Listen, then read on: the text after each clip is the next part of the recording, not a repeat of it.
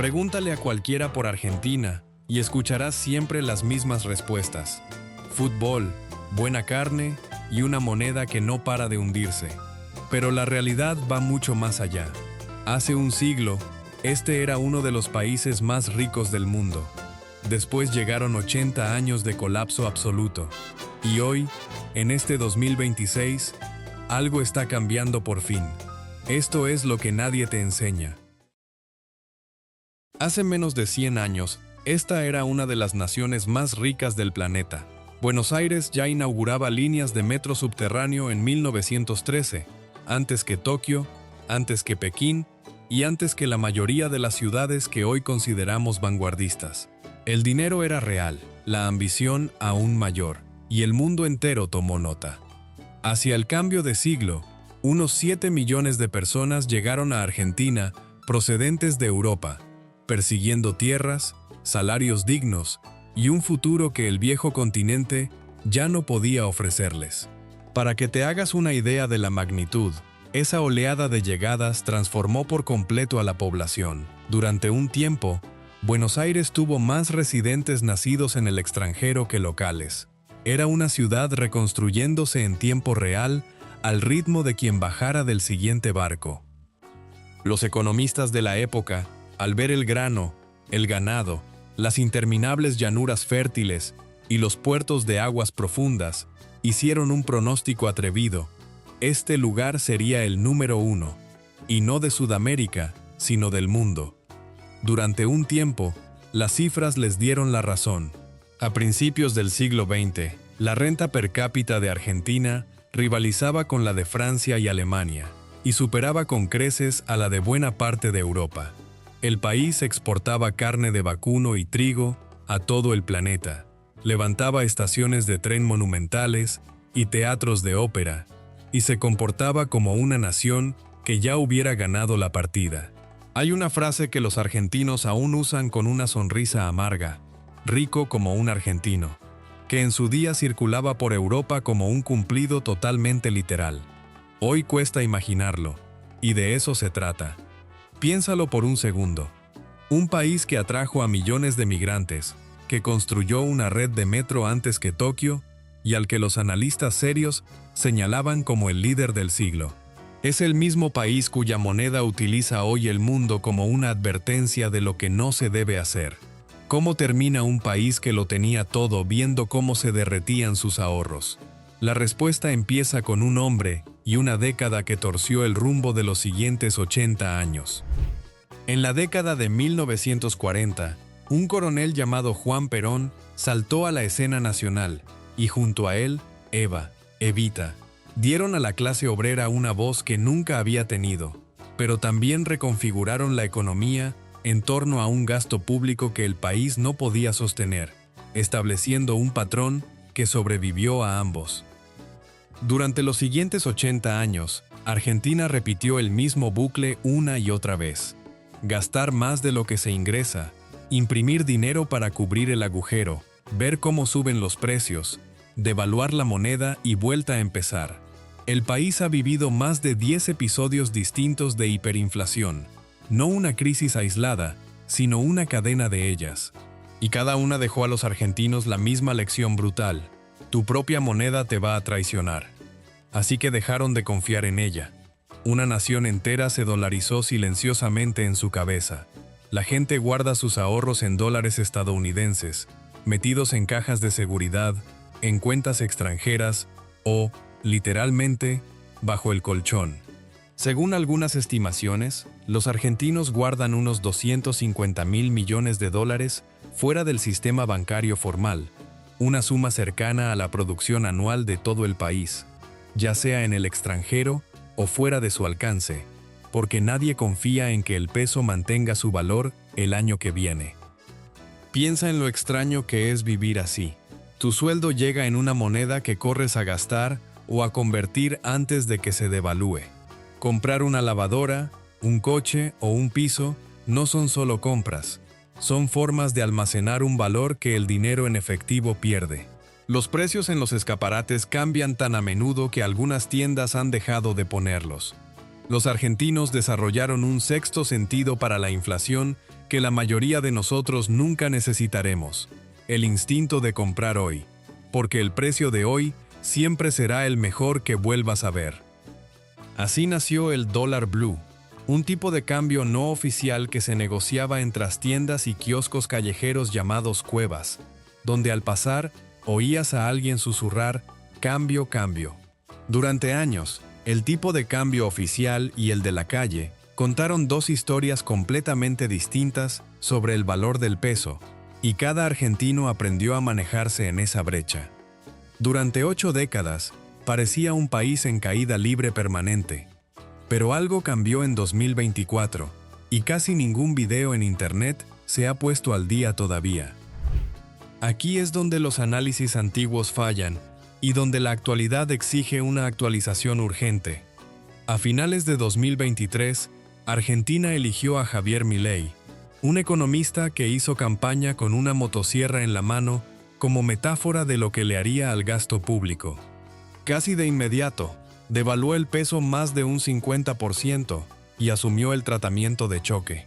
Al principio, la inflación se disparó.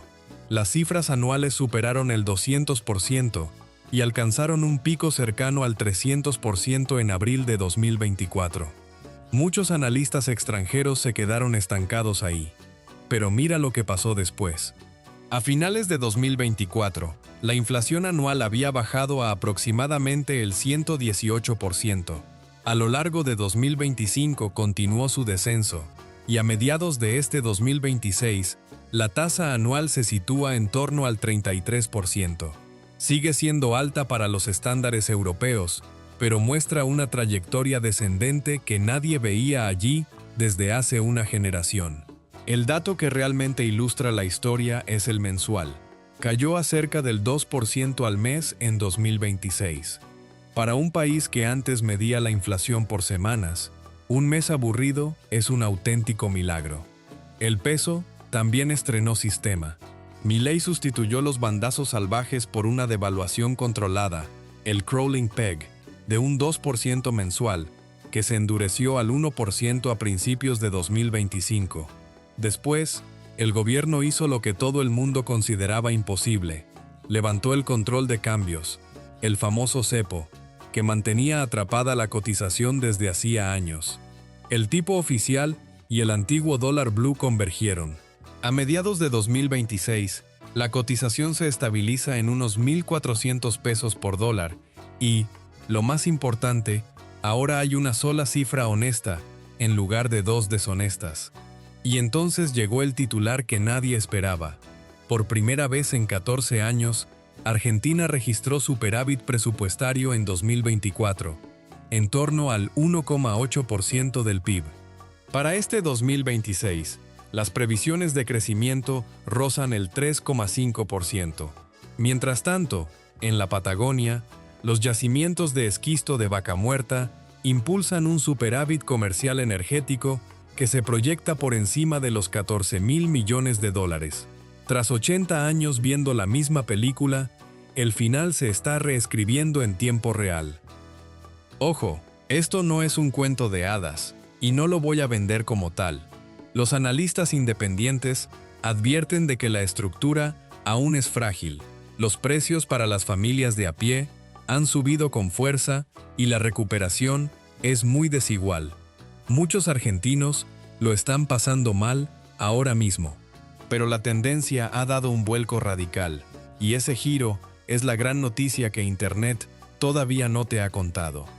Sin embargo, los números solo reflejan la mitad de la historia. Para entender a Argentina, hay que salir a la calle de noche. Adéntrate en la noche de Buenos Aires un viernes cualquiera y te asaltará una duda extraña. ¿De verdad hay una crisis aquí?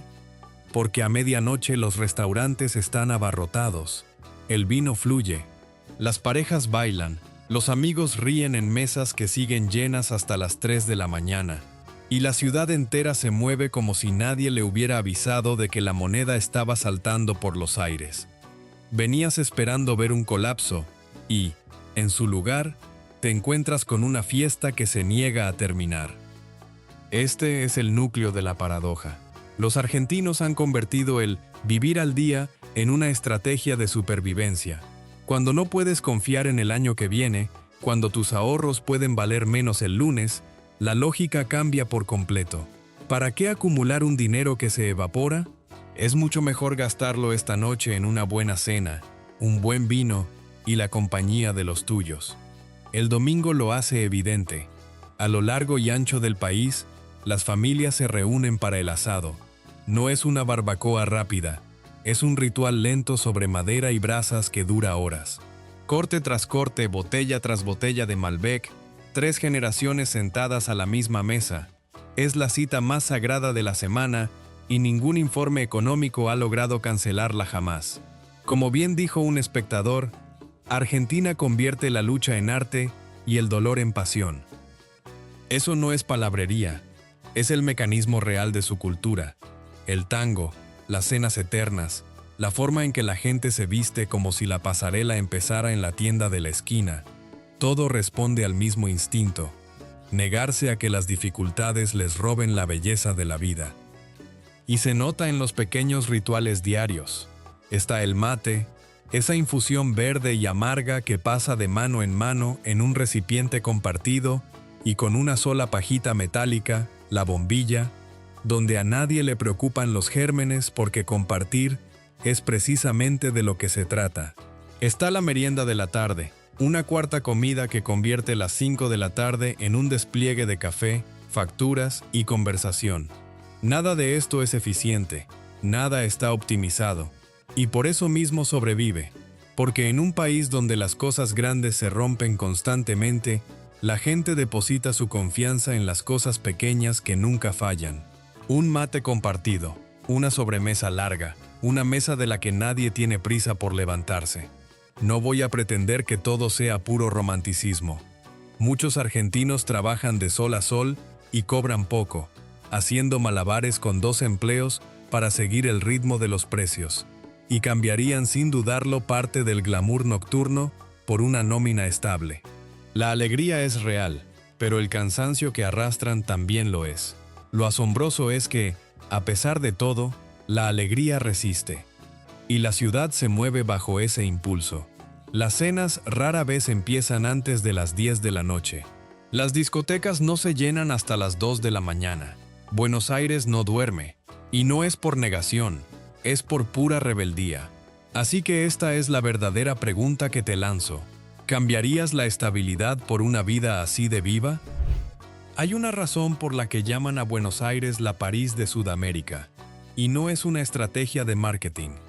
Camina por el centro y te verás rodeado de imponentes fachadas europeas, amplias avenidas arboladas, balcones de forja y cafés que parecen sacados directamente de la orilla izquierda del Sena. La avenida 9 de Julio es una de las más anchas del mundo, unos 140 metros de lado a lado, tan ancha que cruzarla a pie puede costarte 3 semáforos en verde. En su corazón se alza el Teatro Colón, una ópera cuya acústica figura entre las mejores del planeta. Esta es una ciudad que decidió, hace un siglo, que la belleza no era un lujo, era el estándar. Y ese estándar se refleja en su gente. Aquí, el estilo es una especie de lenguaje público. La forma en que te vistes, cómo caminas y cómo mantienes una conversación es tu manera de decirle a la ciudad quién eres. La seguridad no se guarda para uno mismo, se exhibe. La expresión más extraña y hermosa de todo esto es el cementerio de la Recoleta, donde los muertos viven mejor que muchos de los vivos. Filas de mausoleos de mármol se alinean en pequeñas avenidas como una ciudad en miniatura para los que ya se fueron, donde los nombres más célebres de Argentina descansan tras piedras esculpidas. Resulta extrañamente conmovedor, un lugar que trata incluso a la muerte con elegancia. Pero hay otra cara de esta sofisticación que los folletos turísticos suelen pasar por alto. Argentina es, discretamente, uno de los lugares más psicoanalizados del mundo. En algunos barrios de Buenos Aires hay tantos terapeutas en ejercicio que una zona se ganó el apodo de Villa Freud. La gente aquí habla de sus sentimientos como otros hablan del tiempo, abiertamente, constantemente y sinvergüenza. En un país donde el mundo exterior se tambalea, el mundo interior se convierte en algo digno de cuidar. La elegancia no es solo cómo se visten, es cómo piensan sobre sí mismos en voz alta. Con todo, el arte más genuinamente argentino no nació en los palacios. Surgió de los muelles y de los barrios humildes, de los inmigrantes, los estibadores y los márgenes solitarios de la ciudad. El tango nació en esos lugares, tosco, sensual, doloroso, bailado al principio en las tabernas y burdeles de una ciudad portuaria e inhóspita, y fue escalando hasta convertirse en el símbolo más orgulloso del país, reconocido finalmente por la UNESCO como Patrimonio Cultural de la Humanidad. Ese viaje, desde los márgenes hasta la identidad nacional, es Argentina concentrada en un baile, algo hermoso, construido a partir de la adversidad, que se niega a quedarse donde empezó. ¿Y quiénes son las personas que se esconden tras este rostro europeo?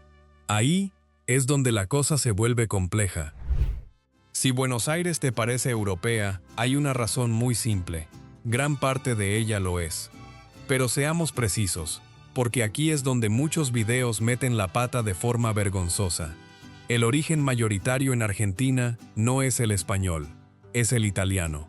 Entre el 50% y el 60% de los argentinos tienen raíces italianas, más que cualquier otro grupo, seguidos por los de origen español, con las comunidades indígenas y otras ascendencias entrelazadas en el tejido social.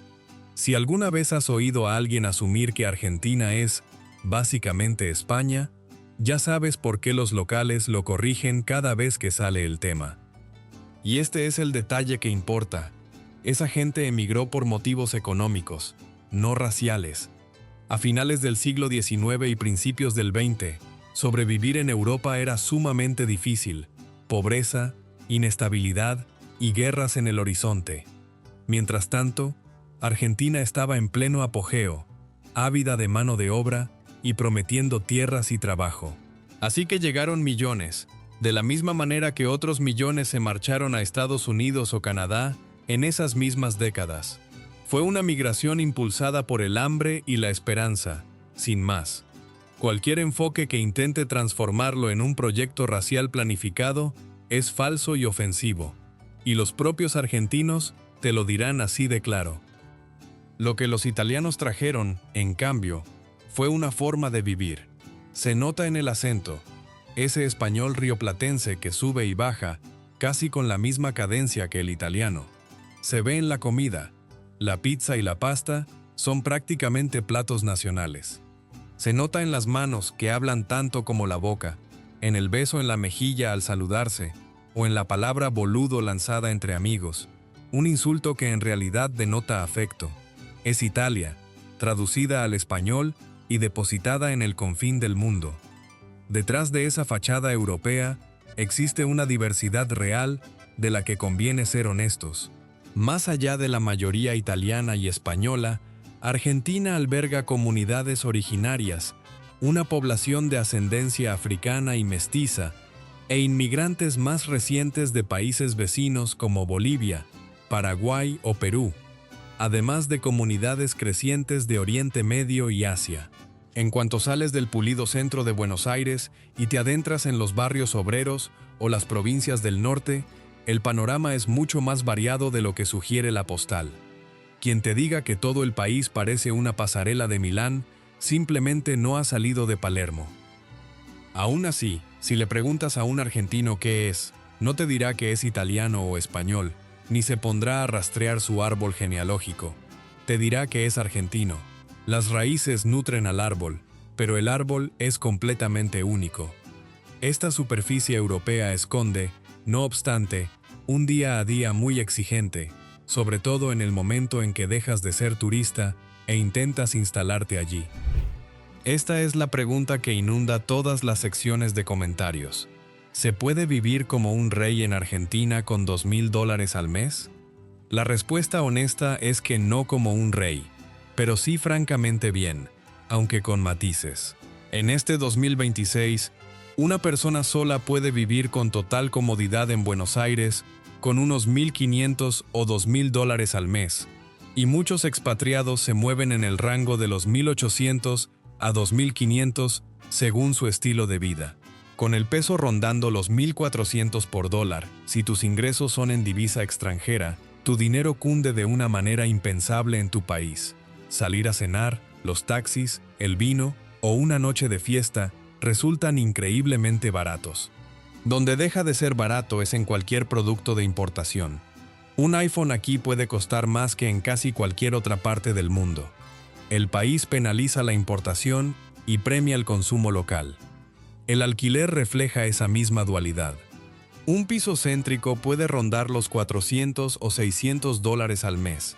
En los barrios exclusivos, Palermo, Recoleta o Puerto Madero, la cifra escala hasta los 1.500 o 2.000.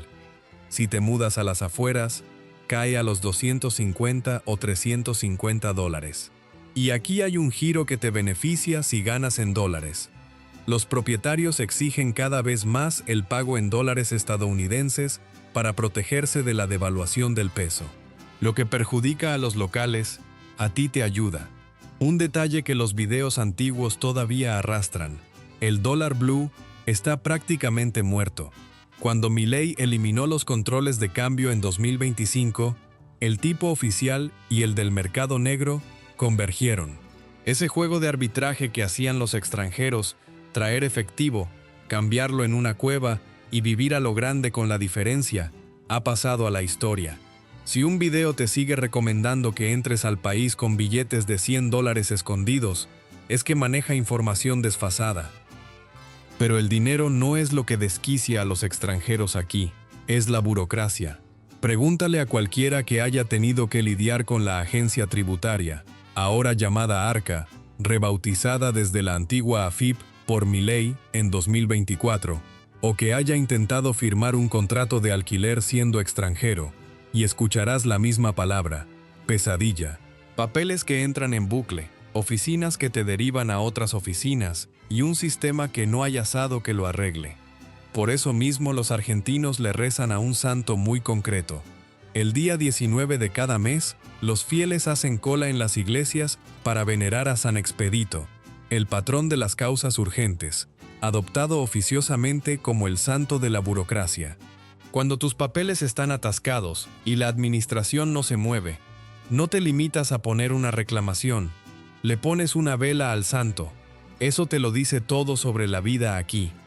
Sin embargo, si le preguntas a cualquier argentino qué es lo que de verdad mantiene vivo a este país, no apuntará a la economía, apuntará a esto. Pregúntale al mundo qué recuerda de Argentina y no te hablará de su economía. Te hablará de un hombre con una camiseta celeste y blanca levantando una copa de oro. El fútbol aquí no es un deporte. Es lo más parecido a una religión compartida en un país laico, y Argentina tiene los títulos necesarios para justificar esa fe. 3 Copas del Mundo. En 1978, en su propio suelo, vencieron a Países Bajos por 3-1 en la prórroga.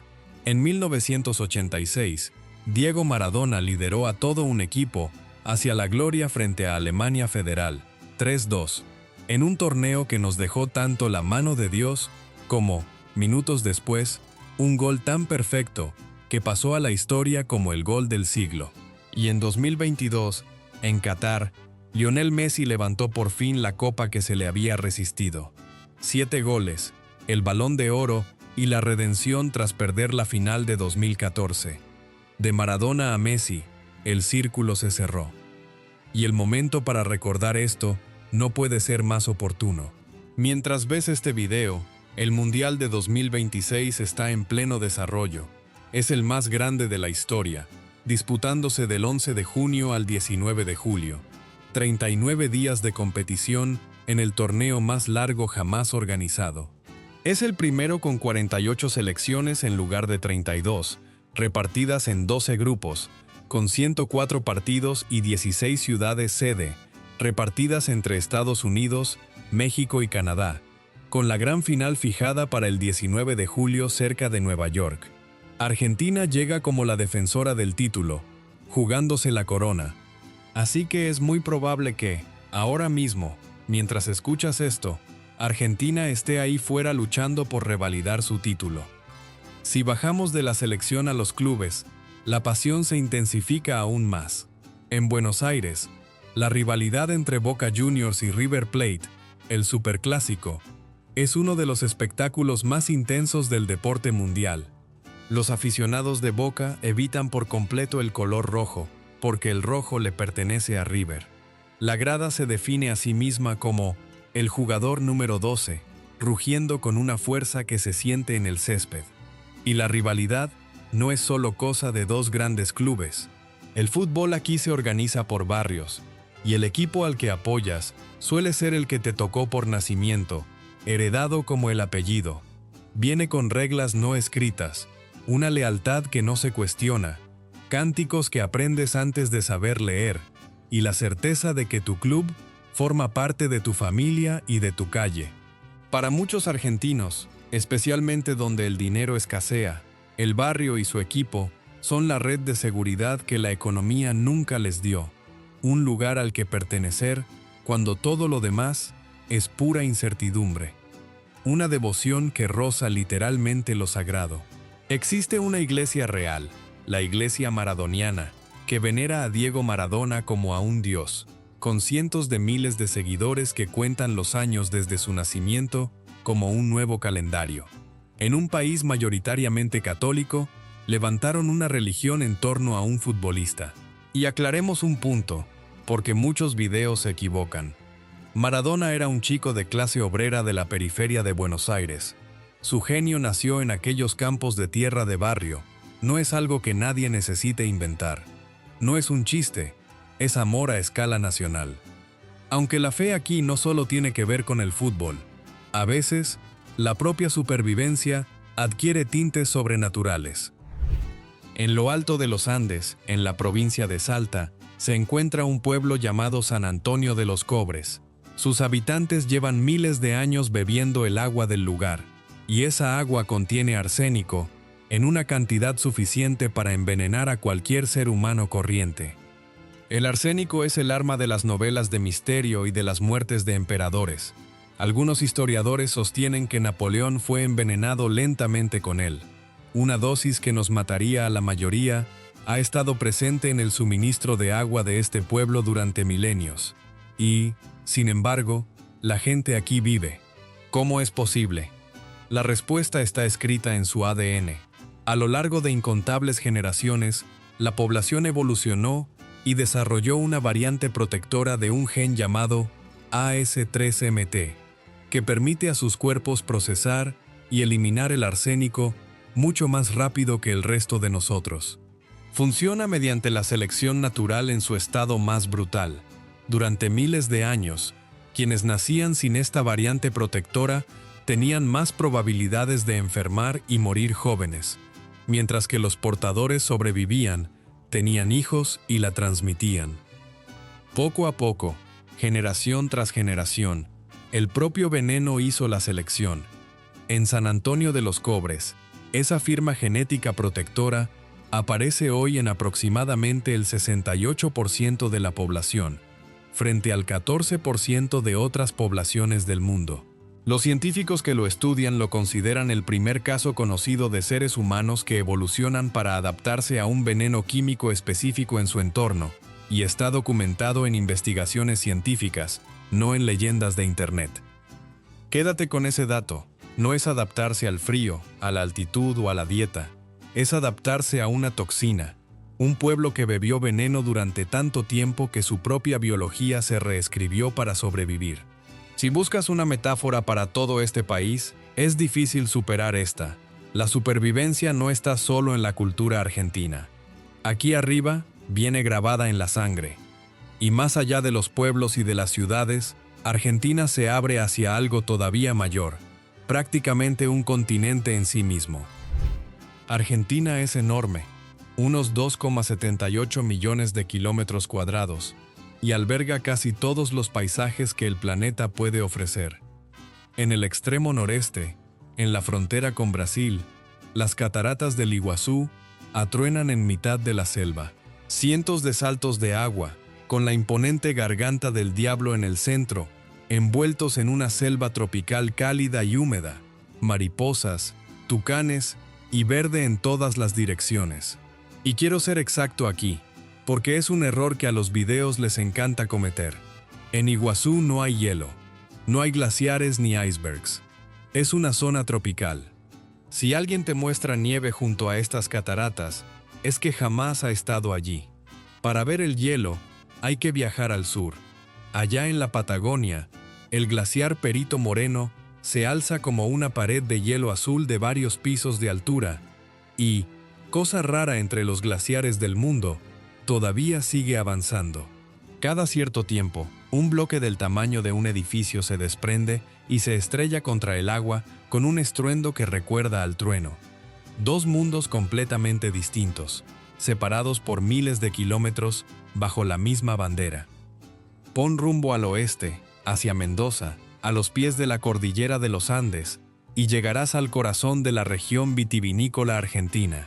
Viñedos interminables que producen ese Malbec intenso y rotundo que acompaña al asado de los domingos. Y si viajas hasta el extremo sur, llegarás a Ushuaia, la ciudad más austral del planeta, el literal fin del mundo, donde la Tierra se acaba y la Antártida es la siguiente parada. Y aquí es donde toda la historia confluye de nuevo. Este es un país que intenta reescribir su propio futuro, invirtiendo en empresas emergentes, en energías renovables a lo largo de sus vastas llanuras abiertas, en litio y en los recursos de vaca muerta que podrían financiar una recuperación real.